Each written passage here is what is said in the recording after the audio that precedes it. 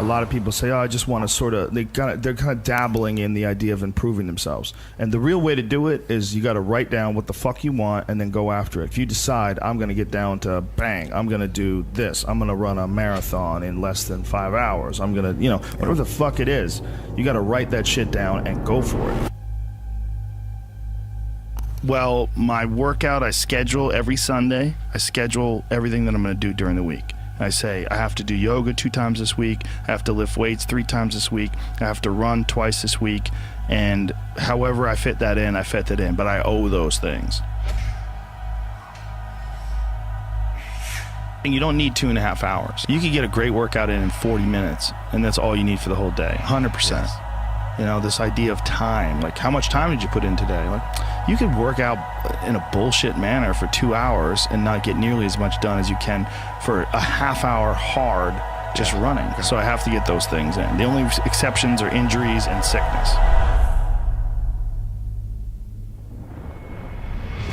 I do everything that I can to put my body and my brain in a good place so that I'm keeping my engine smooth. I'm changing my oil, I'm changing my spark plugs, I'm making sure that it's operating. I mean, it's not going to be perfect, but I know that I've done my best to keep it working the best that it can.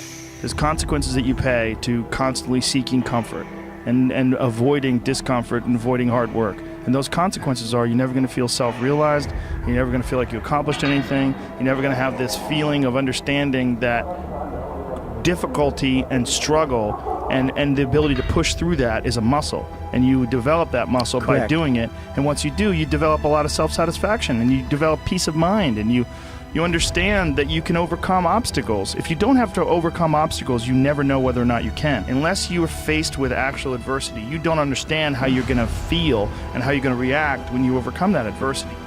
Things that are difficult, when you do these difficult things, you're stressing your mind, or I should say, not even stressing your mind, exercising your mind and exercising your body's ability to manage intense situations. It's hard. It's very difficult. It's very testing.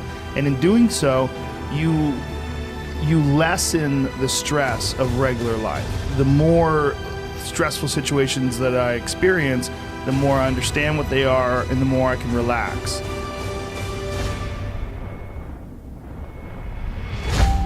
But it's also like a matter of constantly being exposed to these stressful situations where there's not a long break in between doing stand-up or a long break in between martial arts training where to the point where anxiety can build up, and then once you get into it, it's almost an unusual situation instead of a usual one. What I tell people is the best advice that I've ever heard, the best advice I ever came up with, is that live your life like you're the hero in your movie. And right now is when the fucking movie starts and your life is a shitbag disaster. Pretend you are, right now, you're in the part of the movie that starts and it shows you as a fucking loser. And just decide not to be a loser anymore. Live your life like there's a documentary crew following you around and you are analyzing your own behavior. Do what you would want to do so that your kids one day would look back at it and see that documentary and look on it with pride, like, wow, my dad was a bad motherfucker. He really did what he had to do.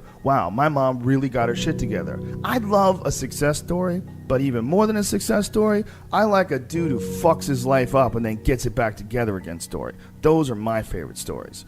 And the way to do that, you gotta write shit down. You gotta think that you are the hero in your own fucking movie, and then you gotta sit down and you gotta write shit down. Write down what you need to do.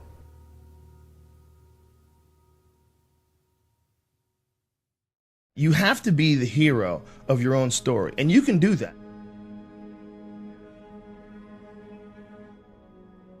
%90 of it is just showing up. Get there and start working. Like, you're not going to feel perfect every day.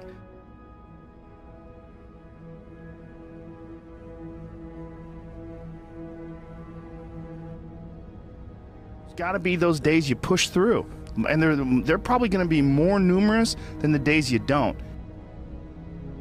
And so the benefit of discipline in my eyes has always been that through discipline, I get things done.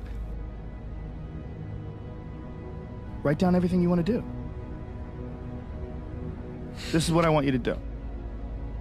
Write down what you would like to fix about your life. And then just, if you're 30 pounds overweight, you want to lose 30 pounds, do it the right way. Go start eating vegetables, monitor your calories, write down what you eat, exercise every day, force yourself to do it. The brain is the general, the troops of the body, and you get up and you do it. And then you get to write it down.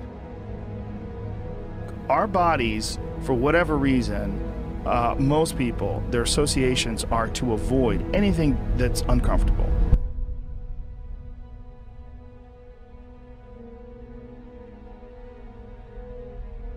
It's so illogical, because when you look at comfort and you look at success and progress and the feelings of accomplishment and of getting past certain hurdles in terms of like how you feel about life, a lot of those are connected to discomfort. Like, discomfort is your friend. It really is. Like, discomfort and not being happy and content with certain situations in life or certain feelings in life. One of the big problems is sitting down and doing the work.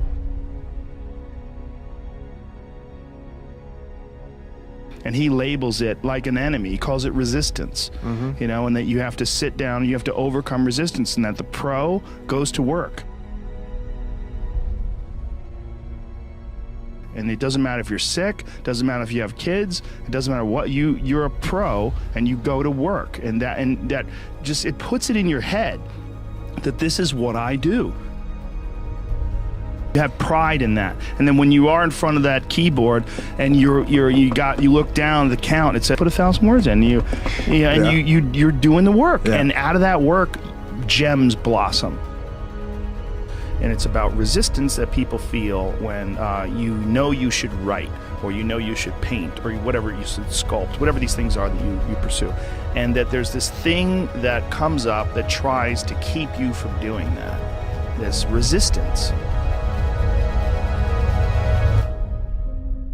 You're not a hero in your own eyes. You're not someone who you respect.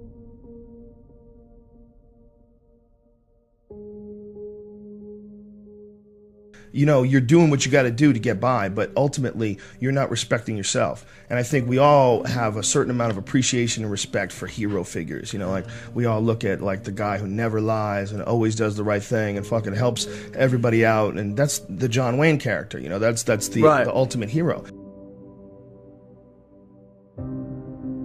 And he's like, this is a battle that you will fight for the rest of your life. But the key is to fight it, not to give in. Don't give in to that resistance.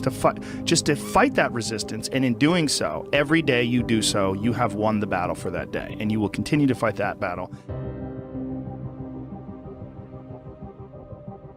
And when you look at your own life and you don't stack up, you're a thief, you stole money from your wife's purse, and you know you don't want to smoke cigarettes, but you fucking have to, you can't deal with the stress, you smoke, you devalue yourself. You slowly start devaluing yourself. You look at yourself and you realize that if you were judging yourself, you would judge yourself unfavorably. So no matter who you can't pretend you're the hero of your story. You can be the hero of your own story that woke up today. You can be the hero of your own story that at 40 years of age stopped, got out of bed, and said, I'm not doing this anymore. Only by my instincts and only by my morals and my ideals and my mind, and I'm going to be dead honest with myself because I'm realizing this is not going to last forever. And I'm going to get myself in shape, and I'm going to eat healthy, and I'm going to do this because this is me now.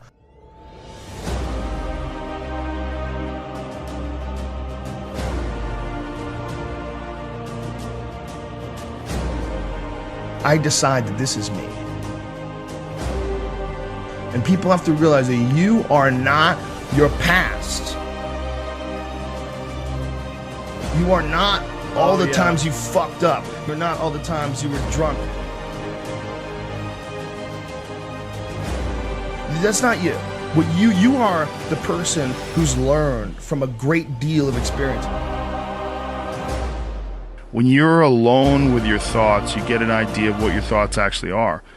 If you live your life just acting constantly on the momentum of other people's expectations, of you wanting to be liked by these other people, you can run into a trap, and you set up a life that you didn't really want. Your life is certainly some sort of a journey. It's certainly some sort of a journey.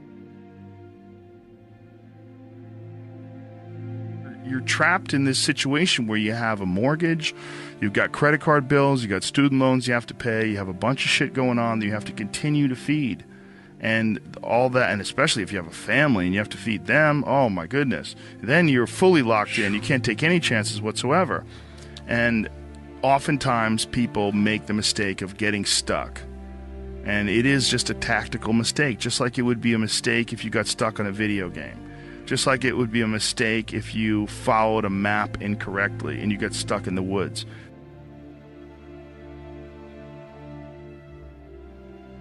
Your life is certainly some sort of a journey. It's certainly some sort of a journey. And we have to all be aware that when we're making journeys, we're not going to always make the right steps. And sometimes you have to back up and try again. And if you're in a position where you can't back up and try again, you've trapped yourself. Because people define themselves by the past. Instead of thinking about who they are now, they still look back at a mistake they made and don't just get past that mistake, grow and learn, but dwell on it. Think it defines them. I mean, there's definitely pitfalls in life. You're going to run into them. We all are. No, you can learn and grow if you survive. Somewhere along the line, they didn't face enough of the adversity to realize that there's sometimes you just got to get up and get shit done.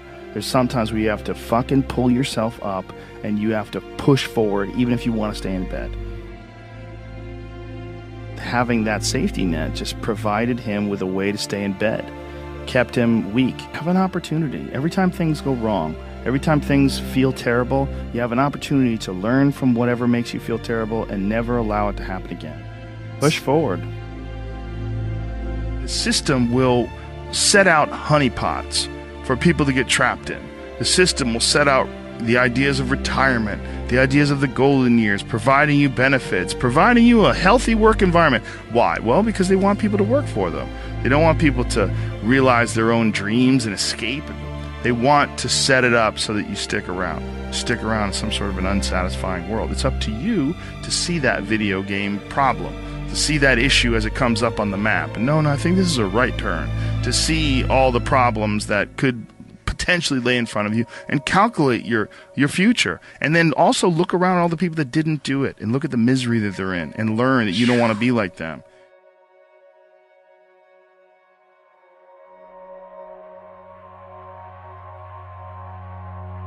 And most people get stuck in these patterns, or they define themselves as a person who doesn't follow through on their ideas, or a person who doesn't pursue their real interests and loves. You define yourself by that. Well, I guess I start things and I quit. No, you don't. No, you have started things and you quit. And it gives you a horrible sense of regret that's made you define yourself by that. You don't have to do that.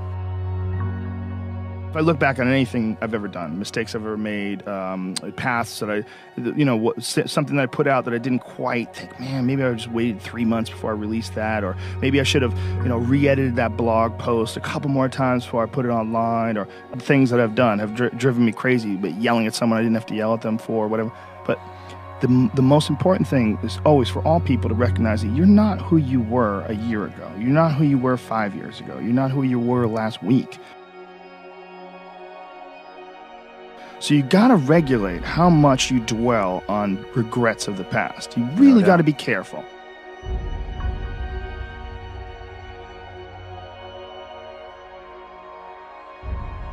It's also directly proportionate to the amount of hardships that people face in life, their ability to face hardships. And there's a lot of folks that live life on a cushy cloud of marshmallows and bullshit, and then one day something goes wrong.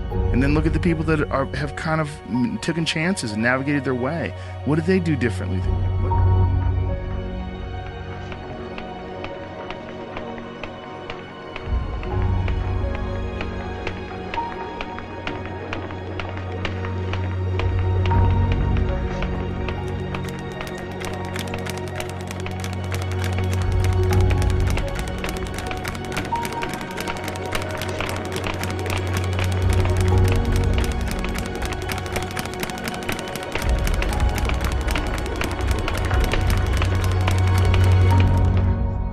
What insight into their own mistakes are they willing to delve into that you're not, that you step back and you go, you know, I just don't want to look at myself that closely. But the person who's able to look at themselves the closest is going to get the more rational results. There's a great feeling in these overcoming these difficult things, because life is never this just constant state of I'm at a 9 all day, and when I'm with my wife I hit 10, yay, and I stay like that. That's not real. It all comes from life lessons, and the lessons are learned through struggle. And I think that there's a lot of people out there that think somehow or another you're going to get to some place where you're living in silk sheets and you're getting your toes done while someone's dropping grapes into your mouth. I don't want that. I've never wanted that. That guy's not going to be happy. You have been fed this line of horseshit that you're supposed to seek comfort, and I don't think you are. I think you're supposed to seek lessons, and you're supposed to seek difficult tasks and accomplishments, and through those things and through doing things that are hard to do. Because if I just think, well, tomorrow I'm just going to coast and eat Twinkies and watch TV. Oh, hello, sadness, my old friend. Hello, depression. And we can pretend that we're something other than what we really are. And we can pretend, nah, me, man, I'm just cool, just chilling, doing nothing.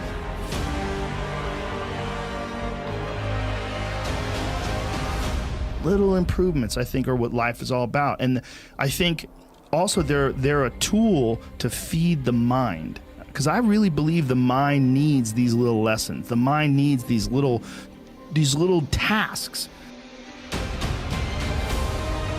Stimulation and reward. Lack of these peaks and valleys. And this bullshit idea that we're constantly fed that you should be comfortable.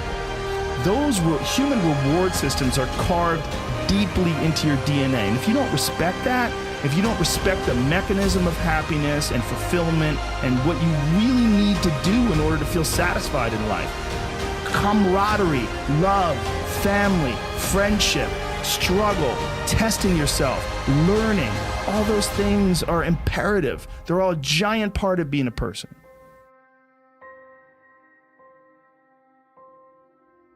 Improvements over things. That's why doing difficult things is good.